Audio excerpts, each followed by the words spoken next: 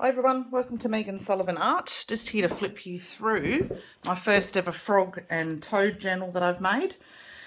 Yeah, I just randomly started finding frog related items and books and things like that, and I thought they were quite cute. So I've just started collecting, and now I have enough to make about 4 frog and toad journals. But anyway, this is the first one that I've fully completed. So let's have a go. It's got 2 signatures, 140 pages. On the front here, this actually came off of a handmade, or this whole piece is the front of a handmade card that I found secondhand. Then I've just put some fabric, lacy kind of fabric behind it. We've got the book corners, 2 signatures with a pamphlet stitch.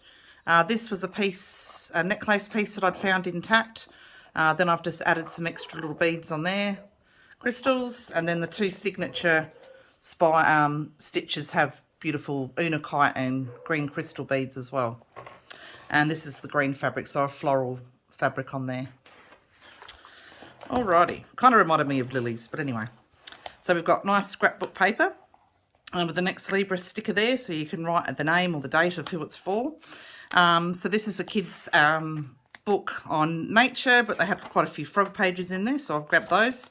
We've got lots of bright papers because I thought with the poisonous frogs, they're always so bright and so vibrant. And then I've just done some digital stamping with different images there that are all public domain. I've got a series of these books, sort of encyclopedias that were all about animals and plants and nature essentially. So I've used a lot of the frog and toad pages in here. Here we've got some burlap, other fabric, and a cutout frog with a wax seal. So I've used some wax seals through this book. Coffee dyed paper with another digital stamp. Some stenciling with a frog stamp, which features all the way through. I've only got the one stamp. Another kid's book page. That one talks about helicopters, but there is another frog cluster there. Another digital stencil, little cute one. A coffee cup that had frogs on it, so there's a bit of a spill there. This was another book page on frogs, and I've just backed that with some bronze metallic paper.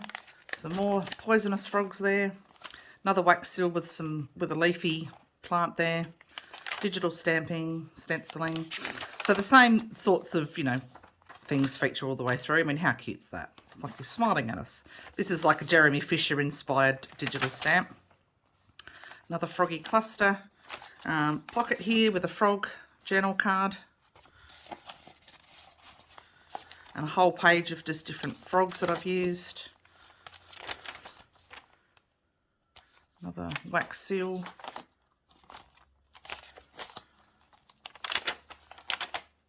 So that could be like a page to colour in if you wanted to.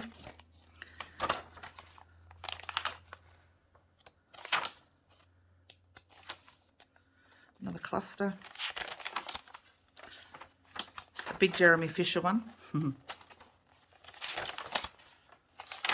So certainly lots of room for writing, and obviously these pages here, you could cover those up, gesso them, paint on them, cover them up with whatever you wanted to.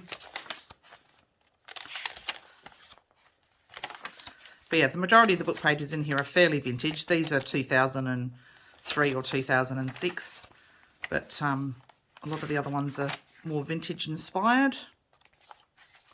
So another handmade card that I found, which has got the frog and the tortoise on the rocks there. It's quite 3D, that one. It's got the foam kind of pieces lifting it up. Another book page with the lady and the frog there. Talks about frog symbols.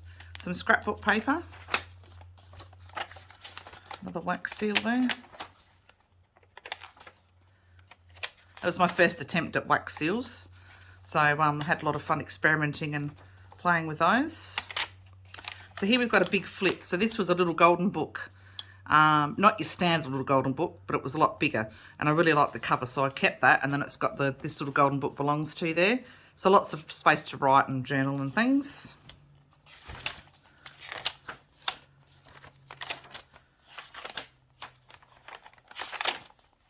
Actual colouring in book page. So I've left it so you can open the whole thing up.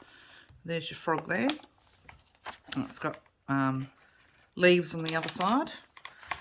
Double pocket here, tree frog story, and another journal card with the green tree frog.